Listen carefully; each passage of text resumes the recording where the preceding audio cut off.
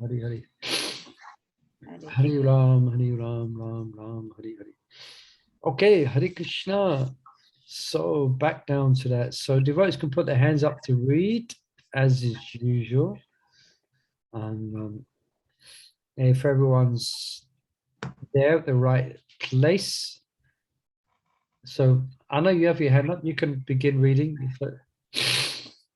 Okay, Hare Krishna. Krishna. If the members of human society actually want peace of mind, tranquility, and friendly relations between men and between nations, they must follow the Krishna conscious system of religion, by which they can develop their dormant love for Krishna, the Supreme Personality of Godhead. As soon as people do so, their minds will immediately be filled with peace and tranquility. In this regard, Srila Bhaktisiddhanta Saraswati Thakur warns all devotees engaged in broadcasting the Krishna consciousness movement not to speak to the impersonalists or Mayavadis who are always determined to oppose such theistic movements. The world is full of Mayavadis and atheists, and the political parties of the world take advantage of Mayavada and other atheistic philosophies to promote materialism. Sometimes they even back a strong party to oppose the Krishna consciousness movement. The Mayavadis and other atheists do not want the Krishna consciousness movement to develop because it educates people in God consciousness. Such is the policy of the atheists. There is no benefit in feeding a snake milk and bananas because the snake will never be satisfied. On the contrary, by taking milk and bananas, the snake simply becomes more poisonous. Kevalam visavardhanam. If a snake is given milk to drink, its poison simply increases. For a similar reason, we should not disclose our minds to the serpent, Mayavadis, and Karmis. Such disclosures will never help. It is best to completely avoid associating with them and never ask them about anything confidential, because they cannot give good advice. Nor should we extend invitations to Mayavadis and atheists or accept their invitations, for by such intimate intermingling, we may become affected by their atheistic mentality, sangat sanjayate kamah. It is the negative injunction of this verse that we should refrain from giving anything to or accepting anything from the Mayavadis and atheists. Sri Chaitanya Mahaprabhu has also warned, Visa ira anna khaile dustahayamana. When one eats food prepared by worldly people, one's mind becomes wicked. Unless one is very advanced, he is unable to utilize everyone's contribution to further the Krishna consciousness movement. Therefore, on principle, one should not accept charity from the Mayavadis or atheists. Indeed, Sri Chaitanya Mahaprabhu has forbidden devotees to associate even with ordinary men who are too addicted to material sense gratification. The conclusion is that we should always keep company with devotees, observe the regulative devotional principles, follow in the footsteps of the acharyas, and in full obedience carry out the orders of the spiritual master.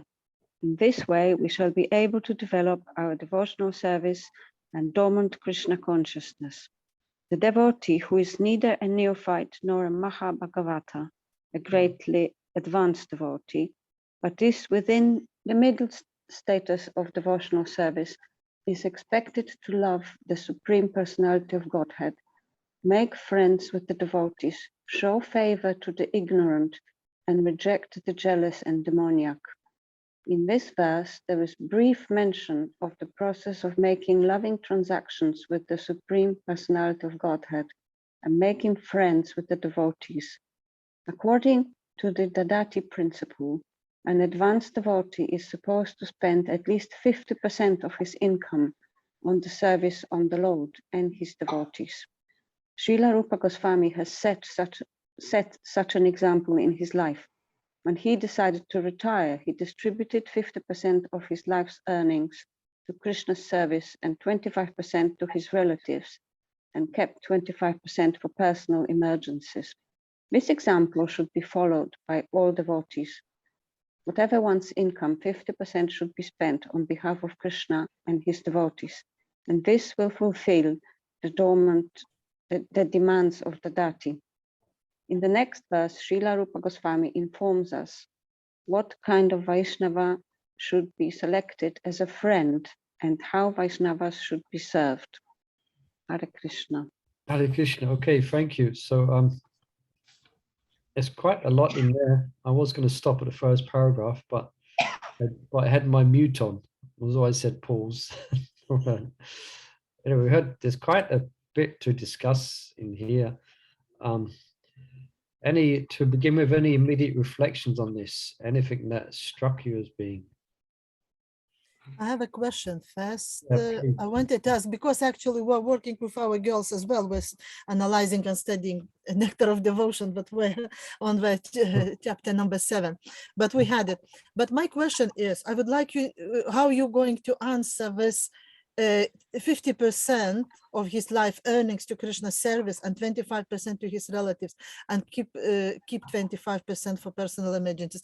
How could you explain about how we can apply nowadays? Or well, yeah, well, this is not the only place that Prabhupada says this. He says it repeatedly, many times throughout these purports in the Srimad Bhagavatam and also other places as well. First thing we can understand is that we at least should accept the principle that we should give. Yeah. Now, a lot of devotees admittedly find it hard to come up to this standard, 50%, for various reasons, you know. I know for my spiritual master, His Holiness Shivaram Swami, then he at least requests devotees to give 10%. Some of his disciples give more than 50%. yeah, of course, it depends on the income. I was thinking depends on the, well, yeah, relative. So yeah, depends on the income. So also there's another way of looking at it, looking at this, which also my spiritual master one time mentioned in a podcast, that actually Krishna owns everything. Yeah. 100% belongs to him, but he's being very kind and letting us keep half of what belongs to him. It's another way of looking at it from another angle. But the idea is that one's life is sacrificed for the cause of Krishna or Krishna consciousness. So we're supposed to live obviously accepting this dadati principle, or no, yeah, this giving. Obviously one's life is going to be simplified, and that is the life of devotee. I mean, they don't live like gross materialists, so their outgoings are relatively less. Yeah, so their outgoings, if there's any extra or there's any excess, we should keep it in mind. It should be directed towards a Krishna conscious purpose. Yeah, and there's a verse in Bhagavatam that says that material gains should never be used for sense gratification. Yes, it should be used for the cultivation of Krishna consciousness, and we will only benefit. Also, it also brings in faith as well. Krishna is providing for everyone, and if we sacrifice to, say you sacrifice to this extent, if you can, we say you give 50% of your income, you will not be the loser. Krishna, that level of renunciation and sacrifice, then Krishna will reciprocate with that. But it's not something to be taken up without careful consideration of your particular situation. But Prabhupada was, Prabhupada expected from his disciples, not just actually expected from his disciples in general, not just the brahmacharis, but the grihastas, that they would all sacrifice their life for supporting or spreading Krishna consciousness.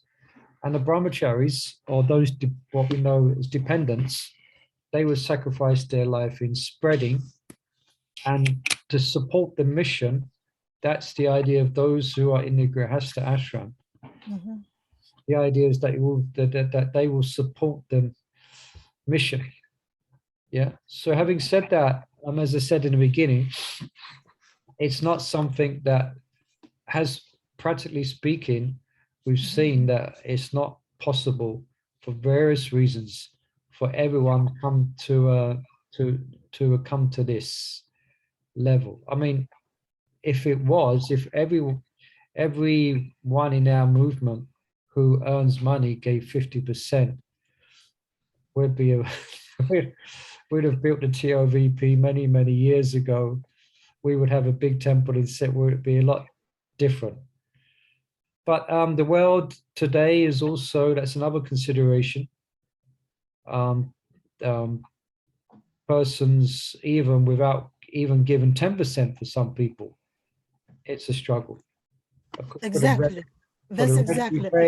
The rent and all the other outgoings and the demands are there and the taxes and things like that. But at least we should accept the principle that, yeah, okay, I'm unable to come to this. I would like to come to this, but I am unable. At least let me give 10%. I know they do that in the it's well known in the Mormon church. It's called tithing. Yes. Another church. It's called tithing, and that's what supports the church. Yeah, Islam, in Islam we're doing as well. Yeah, Islam. Yeah, there is another like discussable or questionable thing about what does it mean to give 50% to Krishna. My girls were shocked. We were nearly to get heart attack because some of them are single mothers with 2 kids on universal credit or whatever. Yeah. So what I explained them, I said, give to Krishna. It doesn't mean that you cut your wallet in half and bring to the temple.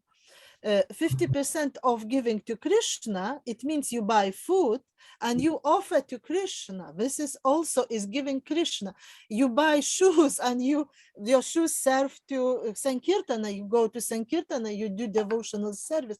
It means you don't buy those items or garments for you to show how cool you are and to show yourself off, but you buy stuff for service. It means you buy stuff for serving Krishna. It can be considered as well, like investment. I don't know. If I was wrong, please, Prabhu, correct me. Well, that might be something you might say to encourage people who might be finding this difficult. Yes. Prabhupada, whenever he spoke about 50%, he would speak about one's finances and giving one's finances. Generally, he would speak in that regard. But what you're saying is not wrong. That's a general principle. Everything we should respect that we being able to obtain that product as it comes from Krishna, and we offer it back. But you might just try and, the most important thing is to maintain one's situation, one's house. Pay for that what needs to be paid for. Just so we can continue living, and then we could have it as a design, a plan, think how at some point I can give something, give something. And and there's many projects in Krishna consciousness which different devotees find inspiring, they might give to. But yeah, I mean, this is this principle 50%, it comes up a lot, and it is a subject of quite some discussion. Yeah, and you know what I found, for example, for the girls, for the lady, is more difficult to earn money nowadays. Yeah, so and basically by nature, woman actually in Vedic times she would never offer money. She would, and unlike in Vedas is saying donation, it's for man. It's created. Yeah, it is demand is for man, Yeah. not for woman. But nowadays, a lot of women were single. Yeah, they're earning even more, sometimes earning more than men, so they can make generous donations. But some are not. So in that case, for example, my girls, they cannot. So I said, if you can't afford financially, you can afford by giving your job, your work. Yeah, you're giving something to do, like whatever, because if you cannot earn money, instead of sitting home and crying or doing or whatever, being in despair, you can offer, it means instead of working karmic work some 2-3 hours, I go to the temple and do 3-4 hours. It can be considered as work, but Yeah, that's another correct, that's another perspective. There's a verse that says one should give one's diya, kriya, forget, but one should give one's wealth, words, intelligence, all should be given to Krishna. So if yes, you're unable to give, if you're not in a position to give wealth, exactly. at least we dedicate our intelligence, so we dedicate our words to glorifying Krishna as well. Yes, Yeah, yes, so that's also a principle as well. We give all our intelligence, give all our, wealth. Yeah, was it wealth? What did I say? Wealth, intelligence, and words. yeah, words. Yeah, so somehow, but perhaps just take it at this basic, this point. Okay, it's not possible to give 50%, but at least we should be in the habit of giving out, or trying to support the Krishna conscious movement, either through, as you said, coming to a temple, helping to do the mail out, for example, Yes, exactly. the different services, helping in some way, helping Yes. in whatever way we can, be it humble or whatever way we can. Yeah. Yeah, yeah. Yeah. This is perfect. Thank you very much, Prabhu. I'm so sorry for taking time. Oh, please, this is very good. I mean, I was happy this question was brought up because it's kind of, I mean, they you heard that saying, it's called the elephant in the room. Yeah. You know, there's a big. Anyone else has any questions on that or anything to add? Prabhu, I have something very similar to that, is not to engage yourself too much with the karmics or non-devotees. Yeah. Very much like the giving of 50%. It's not very practical. This is not Rupa Goswami's times. We live in different times. Yeah. So we have to use our intelligence. Is that what it is? Well, one sense I was reading this, and I was when I was reading it just now, was appreciating how Prabhupada very much wanted to protect his disciples and followers from being influenced by being unduly influenced by atheists and Mayavadis. Yeah. So, but as Prabhupada said in the purport, that the world is full of atheists and Mayavadis. But the main point here, and Bhaktivinoda Thakur also makes this point, is that we reveal our mind only to like-minded devotees. What do you say here? Yeah. So this is loving transaction. This verse is speaking about loving transactions, like revealing one's mind, for example. That shouldn't be done with Mayavadis. Yeah, or atheists. With people at work who are atheists, or perhaps even, or maybe not atheists, but they may not have very much be very sympathetic at all. Then we're just official. We can, how are you today? Nice, okay. But you're not. Well, I'm trying to find it here. Prabhupada, yeah. We shouldn't. We shouldn't have so much intimate intermingling, Prabhupada says. Yeah. Okay. Intimate intermingling, where we can become affected by the atheistic mentality. We have to have some like distance, so we can be in the workplace, but at the same time, we're not exactly going to share you're not going to share with them. We're not going to go on holiday with them too much because we know that we're kind of worlds apart.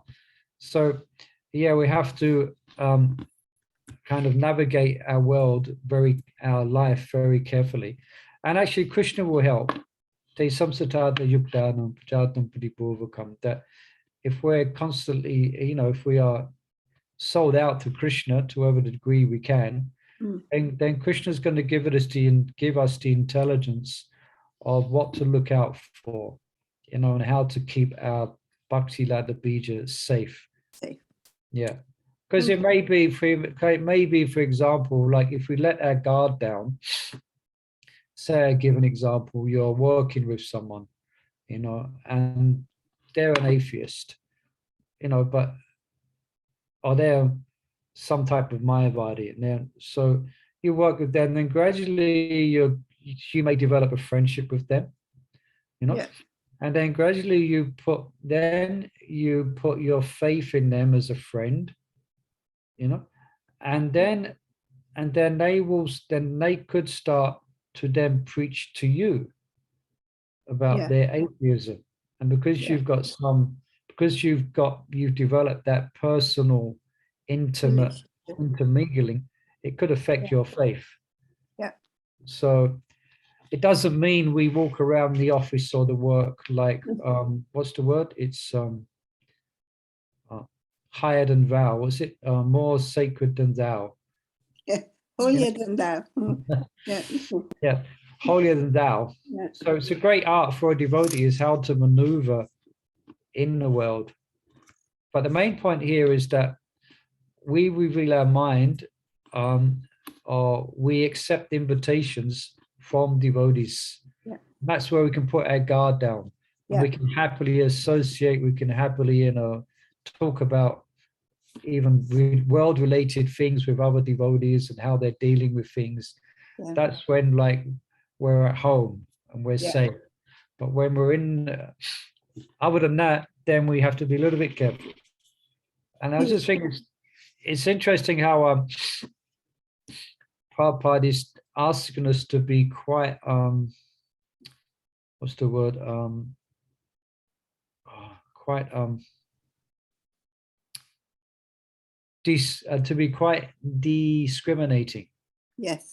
And this is something different. It's not like some Mayavadis or some people will say, just everyone, you should love everyone, you should get to know everyone. No, we should, if someone's an out and out atheist or Mayavadi, we have to be discriminating and we should avoid them and avoid any close relationship with them. Can I just share something that Amla Mataji on Monday, she was talking to Geeta's husband in the afternoon when he comes. And she was asking about this one Prabhu because she does a lot of outreach.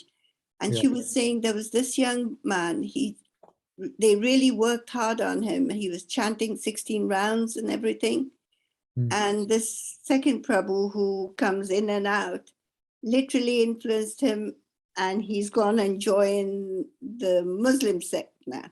This is exactly, no, but this is what you were trying to convey from this. And this is an example. So easy. Especially if one is fairly new. If one's faith is very kanishta, it's very weak, then they need to be protected, So it happens. I wanted to ask about this 50% thing. So I'm just going to give you a figure, right? So say if you were earning £100, so then, to my understanding, was you pay all your bills and whatever. Gross on net. That's the next discussion on this. Does Prabhupada mean gross on net? Yes. Then say if you left with £20, okay? But you also have to think that you need to save a bit because you want to go on parikrams or, go to Vrindavan or something like that. So whatever little bit you have left, you have to then give half, or you can half meaning say, then you left with £10. So, I mean, you just give £5 of something, does that make sense? Yeah. Well, and so in other words, be in a habit of giving. Yes. Somehow. Yes. Just the thought Giving of giving. somehow. But just to let you know that there are some devotees who are giving 50%. And because they give them 50%, they live basically like brahmacharis. Yeah. Very simple lives, you know. Mm. So there are some devotees doing that, but it's more of finding it, you could say, not really possible presently. Yeah. Okay. So we shouldn't feel, don't feel, guilty. Oh, we can't do it. Well, we're living in such a society at the moment that it makes it very hard for many. Yeah. Yeah. You It's have very to hard. think No. ahead these days as well. Yeah, And we just even heard, like- I think just in the news lately, everything's going up, It has gone up. yeah, rents, everything's, for various reasons. And people like us, we don't then go putting our hands out to children. They've got their own life to live, so Yeah, we yeah. have to be a bit Yeah, if thoughtful. you look in, one time I had the folio one time, I don't have it now. But I've got other means of accessing Prabhupada's books, but I searched 50%, and there's so many hits where Prabhupada speaks about this 50%, 50%. He doesn't mention it once, Mm. again. Yes, So, but I think, yeah. yeah. Sorry, It's but just- I think as well, because it's 50%, because our needs, books, what you said, travel to the temple, or even to do service, we need saris, we need devotees, we need something. I think it should be of course, yeah. considered as 50% because it's Mm, that's Krishna's, what it's yeah. for Krishna service. Mm. Yeah, you can look at it like that. Yeah, look at it like that. But overall, we should be in the habit of giving whatever we can. Yeah. And we might make it, and for a lot of devotees, it may be 10%, something. Yeah. Something. Yeah. Anything else from this section? Very interesting, relevant discussion. I just wanted quickly, Yeah, like please. comparison, like for example, not mingling too much with karmis, or not interested in Krishna consciousness. I would say people who not interested in Krishna consciousness, not atheist or somebody. Yeah. So, but my girls, they have husbands. They're not devotees. Some of them, they don't want to know anything about Krishna consciousness. And even during our meetings, we have meetings Sunday morning at 8 o'clock. And she said, I can't come. It was Easter, it was New Year. She said, I have to go to my husband's family and to celebrate and everything. I can't come. I said, no worry, don't worry. Keep your family up. But she's so determined. She's so pure. Tatiana, she's coming to do transfer. Yeah, I know her. Yeah.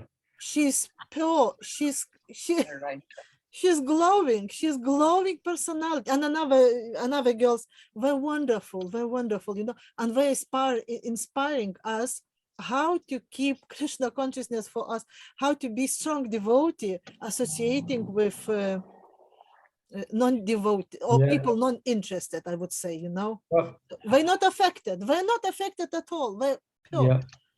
So that's a good example you're giving, because if one is sincere, then Krishna's going to protect you. Krishna's going to help you, even what seems to be a most unfavorable situation. Krishna's in our hearts, and Krishna is a person, and he knows the situation. But if we are sincere, Krishna's going to make it. Oh, Krishna's going to make it easier for us. Because yes. Sorry, I thought you finished. Murli Prabhu, I just wanted to make a point regarding the what you were discussing about how much you have to contribute and all that. But I just remember early days when Brahmananda Prabhu, he actually gave everything. He used to do teaching, and all the salary, all the early devotees gave everything to Prabhupada. Yeah. So much sacrifice they did was unbelievable.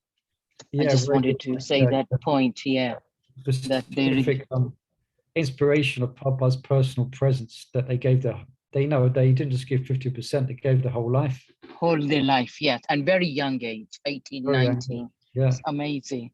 Yeah, so I just wanted to make that a point. That's all. Thank you. Yeah, but also, so back to that point that Mother Jambavati just brought up. Yeah, a lot of devotees in that compromised situation, but what can be done? What can be done? What can be done? We should, you know, yeah, we can continue. And as you say, Krishna will help you. Krishna will give you help. If we can be, you can be Krishna conscious in any situation. Actually, it's really up to us, you know.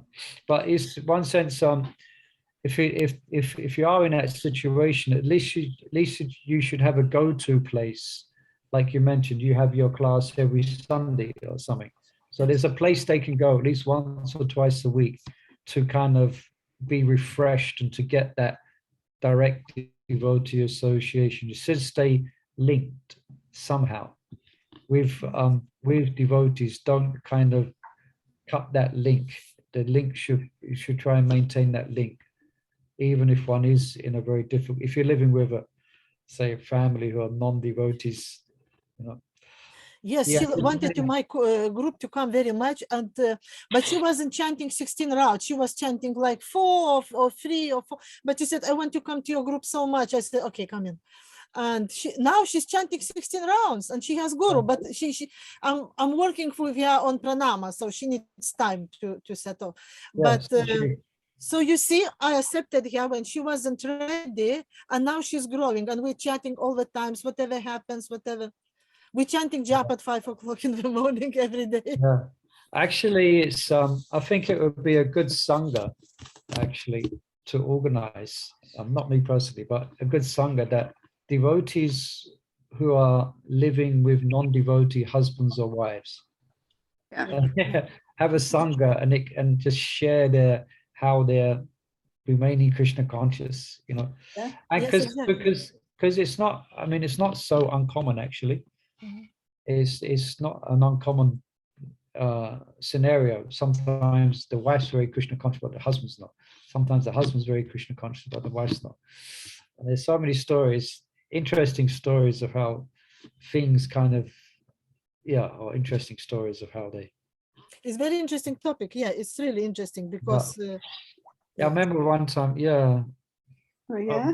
I was preaching a little bit many years ago to the Russian Bhakti Riksha, and I forget, and one lady who went to their house to do the Bhakti Riksha, and they was explaining, it was translated from Russian, how quite comically actually, where the wife was cooking, and every time the husband comes in to take something, then she would chastise him because it hasn't been offered to Krishna. Yeah. So like he has to know, you know, he's not interested in Krishna consciousness, but like he knows he can't touch or eat anything until the bells have stopped ringing. Yeah, I remember our guru Niranjana Swami's in 90s. It was very, how to say, very common. People coming to Krishna consciousness, and if a spouse not devoted, divorce. That's why I was waiting for my initiation for 10 years, because anybody who comes, they get divorced and they got initiation, because it was conditioned that you are a woman, you cannot get initiation first before your husband. So my husband, he lived in the temple, everything fine, but he didn't get he didn't even get pranama. So I was a little bit more advanced, for how to say. So I could, for 10 years I had to wait initiation because we were divorcing, because it's non-devotee, husband or wife. And my guru had very strong point on that. He said, wife or husband, it's especially husband, it's your first primary duty. You have to take care and serve him. And they were saying, how can I serve if he eats meat? Guru Niranjana Swami said, this is your job, not to be attached to what you're doing, but you're doing food for your husband. You don't have to touch it, eat or try, but if he eats, you can't discriminate him and you can't dictate him what he has to do in his life. Your duty is to serve him. And that's it. So they were a little bit concerned, then calm, less discussion after that, but it was very strong point. So I don't know. Now I don't know. I have no comments, but I remember that it was, wow, that's good point. Yeah. Well, Nita Mata did it, and she made her husband, he was eating meat, she was cooking meat for him and serving him, though she stayed Krishna conscious. Oh. Eventually, he came round to being a devotee. Yeah. Oh, you see? Well, you see? This Yeah. is perfect. What perfect. Maharaj is saying, but she served him so nicely. That's He very, hated it, but she made it. Yeah, that's why it's good for to have sanghas like this, and you can share stories like that. The devotees can be inspired, you know. You can I'm hear. sorry, Prabhu, I'm talking to Oh, wonderful. I wasn't joking. I think it's more common in Russia for Yes. wives to join without the husbands. It's very, very common actually, because that their family can be against it, or sometimes the whole family ends up joining, grandma, the aunts, everyone. But in Russia, it is a more of a problem, I would say, than other parts of the world, Eastern Europe, you know. Yeah. All right. Yeah. And here's my mother. Hare Krishna. Prabhu, I felt saying, I don't know, when you were discussing this, I was thinking, in this world now, although it is so difficult, if Hare Krishna movement has moved towards Varnashrama Dharma properly, I think everybody would have been able to give 50%, because we will use sparingly whatever we get. We will use sparingly for our requirement. So we put Krishna there first. It's like how others did it, but and since we don't have that Varnashrama system, and that is why everybody is living everywhere, everybody is having it, because there is it's not the full incomes coming into one place and then getting divided. I think Srila Prabhupada would have dreamt that, and not only dreamt, he wanted that. I felt that way. Yeah. I mean, obviously that is the ideal, and Yeah. we're working towards that, but it's a slow train. Extremely It's strong. a slow train, but obviously, yeah, that is the ideal situation. And Prabhupada has laid down the map in his books, and so devotees to one degree or another, It is difficult they're trying to realize that. But yeah, that will be the ideal. But unfortunately, it might not be in our generation that we see it fully manifest. I reckon it might be 2 or 3 generations, might be 100 years from now, we're going to see actually countries or whole states or big parts of, countries which are Krishna conscious. Yeah, it's just, that would be the ideal. If everyone's Krishna conscious and everyone you go to work for is Krishna conscious, the person that comes to fix your plumbing is Krishna conscious, the person who makes your bed is Krishna conscious, who builds your bed, or the person who fixes your roof is Krishna conscious, the person you go to get a massage is Krishna conscious, the postman is Krishna conscious, the milkman's Krishna conscious. That's like Varnashram, where everyone's Krishna conscious. Yeah, this is amazing. Yeah, one of my girls texted today. She went to job center and she said, "Where is devotee?" And she's devotee, and she gave me instructions how to do and whatever to do and helps herself. I said, "This is perfect. That's what life is." And an inside person inside the social, inside the job center. Yeah, I mean, if you go to Mayapur, I mean, when I go to Mayapur, I always appreciate that in Mayapur, because if I'm in Mayapur before COVID days, like I'll be there for a month, doing the teaching now, or sometimes 2 months. And for 2 months, I wouldn't see no one without a bee bag or tilak. Everyone is a devotee. The person fixing the broken toilet, the person, they're all devotees to one. They're all practicing. Okay, they may have different levels of sadhana, things like that, but they all identify as devotees, and it's such an uplifting atmosphere to be in.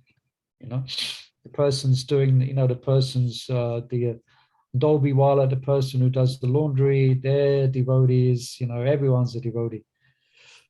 It's really refreshing. So you can get an idea of that.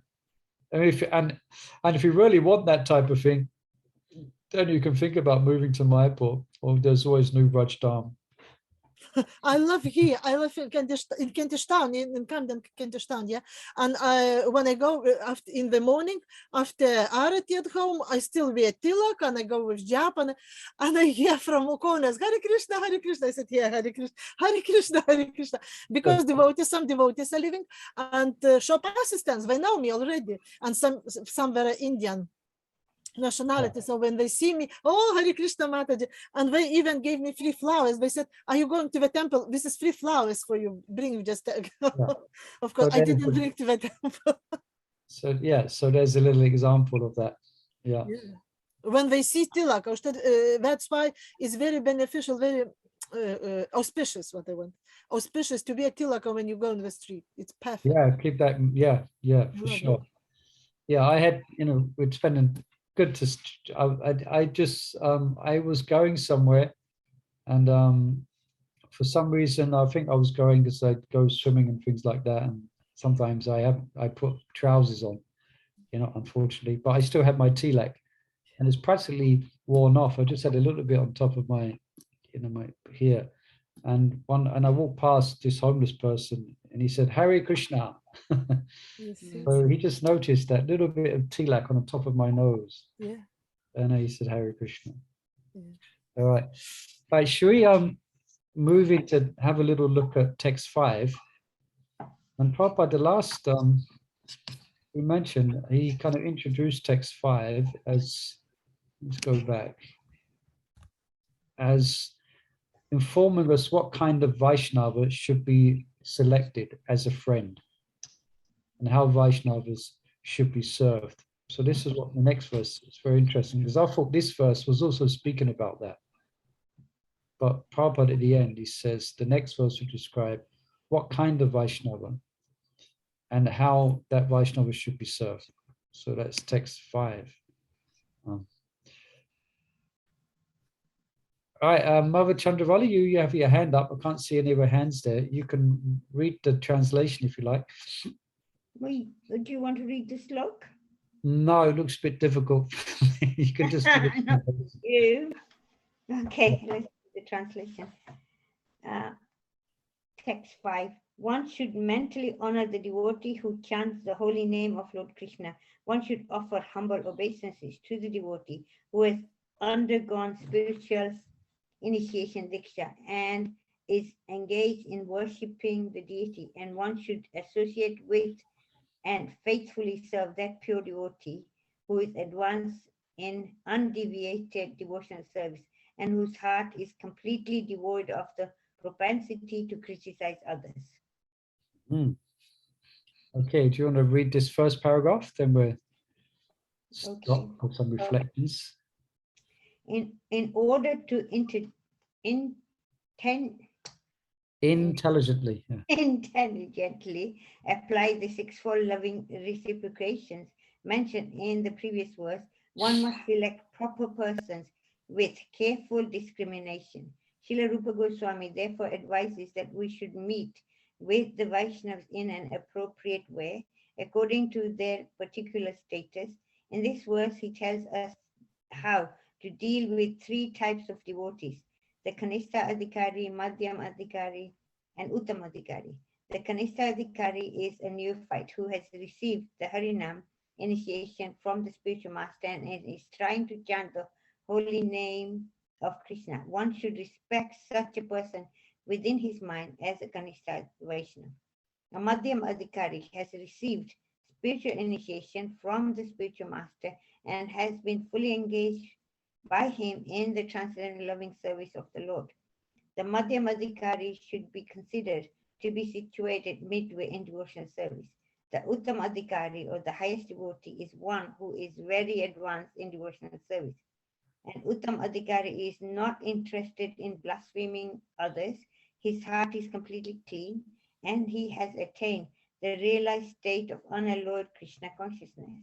According to Srila Rupa Goswami, the association and service of such a Mahabhagavat or perfect Vaishnava are most desirable. Okay. Any reflections on this or questions?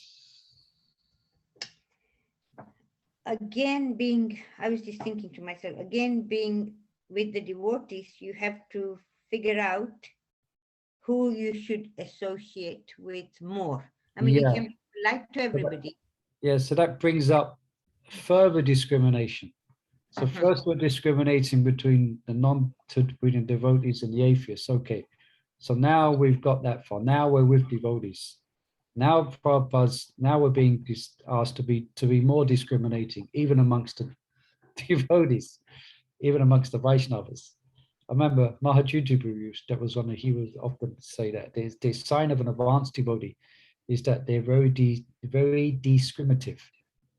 So we're being asked to make this, we're being asked to discriminate, not in a negative way, but this is intelligent discrimination. Yeah. Yeah.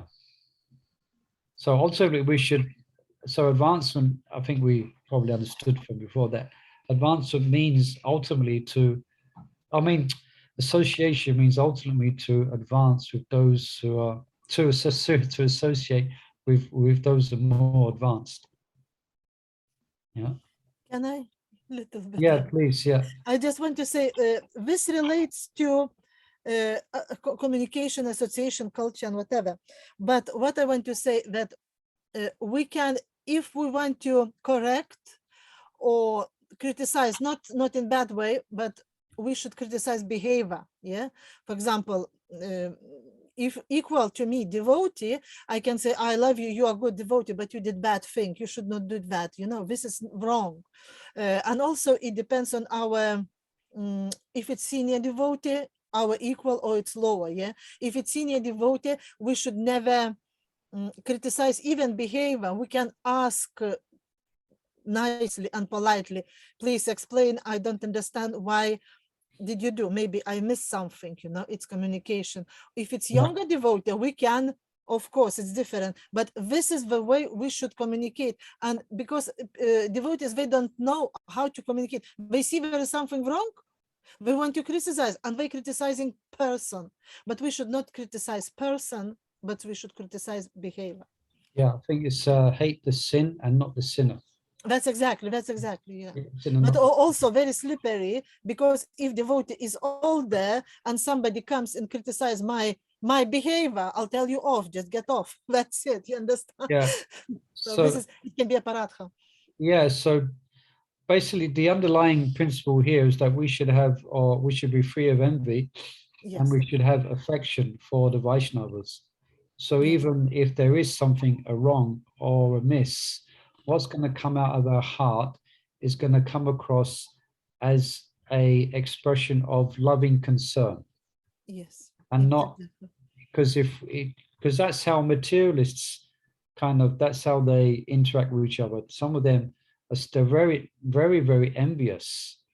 And so the slightest thing that someone else is doing is just acts as an excuse for them to take out their envy on them. Yes. So just the thing that is wrong is really not the main point. They've just now had an opening to belittle someone that they're envious of. You know? But in Vaishnav Sangha, that would be offensive, you know. So we have to, so it's loving, yeah, it should be just based on, that's what these verses are about, that the Vaishnavas associate in a mood of love and affection. So yeah, and then yes, any other questions or comments on this?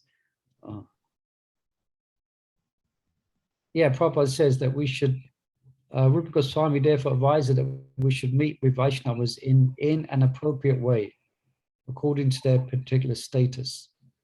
In this verse, he tells us how to associate with 3 types of devotees. Yeah. Kanishta. So how do we associate with the Kanishta? Or we might be Kanishtas ourselves. How do people associate with us? We should, yeah, sorry, Lavanga, Latika. I'm saying with Kanishtas, we try and be compassionate to them or merciful. Yeah, we should, yeah, that's perfectly correct. But the verse actually says that we should honor them within our mind. The fact that someone's got a bee bag and they're trying to chant the holy name, even if they're in the beginning stages, we should feel great. We should, within our heart, we should feel happy for them, and we should honor them within our mind. Oh, this person is such a great soul. He's taken up chanting the holy name. You know, even if he's a Kanishta, one of the definitions of a Kanishta is they don't know how to interact with the Madhyam, you know, but the Madhyam shouldn't take it personally, you know. So we should honor them, and you should give and what Lavanga Lataka is saying is also correct as well. We should show mercy and compassion to those who have come after us, and we should be willing to share our experiences and the wisdom that we have learned on the path, you know, because we want them to also come forward in spiritual life. So we should have, even say the Kanishtas, say if someone is, not behaving very nicely, well, they should be corrected by their mentors and things like that. But we should have honor for all Vaishnavas. So that's how to honor you're not going to, for instance, say a Kanishta, well, the distinctions being made here. So we use these terms, Kanishta, Adhikari, a beginner. Sometimes it's described as a materialistic devotee. You know, we shouldn't pay our obeisances to them as such, unless it's a mutual vantakalvatrubhischa. But we shouldn't treat them like a peer or a senior. It doesn't mean there's not a negative sense of the term, but we should learn. It says, that's why it says here, one should mentally honor, which that means mentally honor means you're not going to do it externally. You know, we shouldn't be under the misunderstanding everyone is a Maha Bhagavat except for me, and although you've just joined the Hare Krishna movement and and last week you fell down and went to the pub, you're still a Maha Bhagavat devotee, and because you've got a bead bag in your hand. Do you remember our discussions on the sahajas? Mm-hmm. That's their misconception, that anyone who chants the holy name, even if they're doing sinful activities, is considered to be holy. That's what they consider. But that's why it is said here, one should mentally honor. So that means the honor, respect is more an internal meditation upon that person chanting. So you're not going to, for instance, offer to wash their feet. You're not going to offer to serve them in a menial way, to do their washing, things like that. That's not what's being asked here. They should offer that to that type of services to the seniors, Yeah, there's a verse also in the Bhagavatam, it said that that all the troubles that we face is generally caused by not knowing how to interact with Vaishnavas according to their station. So it's good for us to be educated as well. So how do you recognize a Madhyam Adhikari and how do you recognize an Uttam Adhikari? You have to read Srila Prabhupada's books. Yeah. Then you can, Prabhupada describes it, they can learn. Yeah, otherwise it causes lots of disturbances. Yeah, if we don't know how to interact with each other. And it does, doesn't it? In societies, in a temple, community, often sometimes someone doesn't really know. And it can cause, and it does cause quite some, it can make things quite difficult in our spiritual life.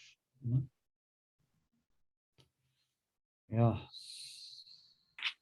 Anything else from here? It's just a couple of minutes left. Let's see the next paragraph. Okay. Yeah. All right. Let me just read this next two paragraphs here. One should not remain a Kanishta Adhikari, one who is situated on the lowest platform of devotional service and is interested only in worshipping the deity in the temple.